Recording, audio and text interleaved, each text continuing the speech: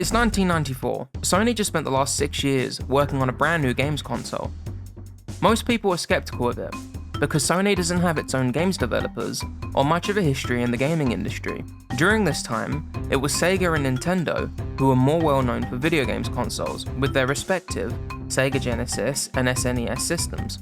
Many households at that time were made aware of these companies by their successful video game franchises, Mario and Sonic, which were both renowned 2D platformers.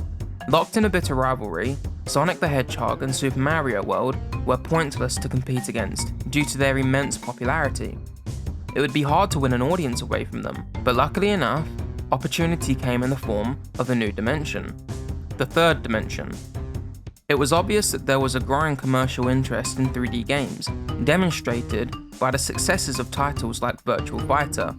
It was naturally expected for 2D platformers to evolve into 3D platformers. This, however, would take some time. And while Nintendo worked on their 3D game, there was an opening for any underdog of the industry to create their attempt at a 3D platform game. As their mascots, Nintendo had Mario and Sega had Sonic.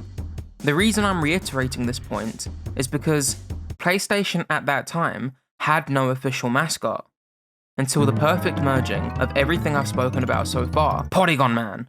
Nah, I'm kidding.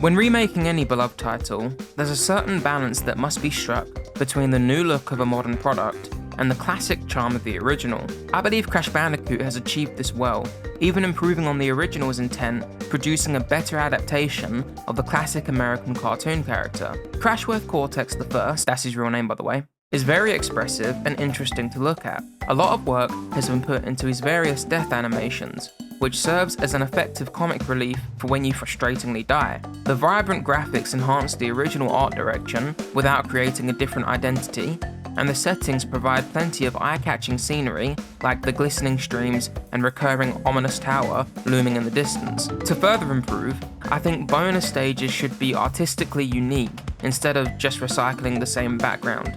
And additionally, I noticed Crash's eyes at one point became cute, probably just a bug. Crash Bandicoot's gameplay is simple, right? We all remember waking up on the beach, jumping on boxes, and then running away from giant boulders. It's immediately satisfying whilst retaining its momentum, keeping the player engaged from one level to the next. And the way it does this is actually quite basic. All they do is regularly change the gameplay by introducing subtle twists. Like this. First level, here's a box you can break. Uh-oh, now here they introduce a box that you cannot break. Second level, here's a TNT box that you definitely do not want to break. Now here's a box that you do want to break, on top of boxes that you cannot break. Then uh-oh, here's a box that you really do want to break, between boxes that you really don't want to break, below a box that you cannot break.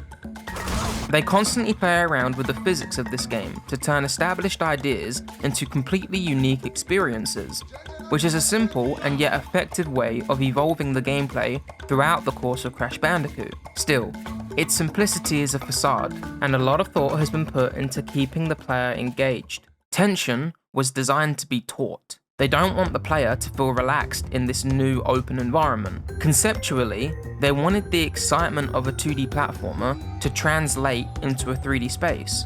But with so many new opportunities being made by the added third dimension, they had to constantly throw new scenarios at the player to force us to engage with the enemies instead of otherwise just walking around them. They made them move into our way. Levels seamlessly switch between camera perspectives, from a forward-facing position to a side profile, to Crash running towards the camera, to a bird's eye view. And even though this game is advertised as a 3D platformer, it actually plays around a lot with a secret fourth dimension: time. In the development of Crash Bandicoot, time was a constant and heavy consideration.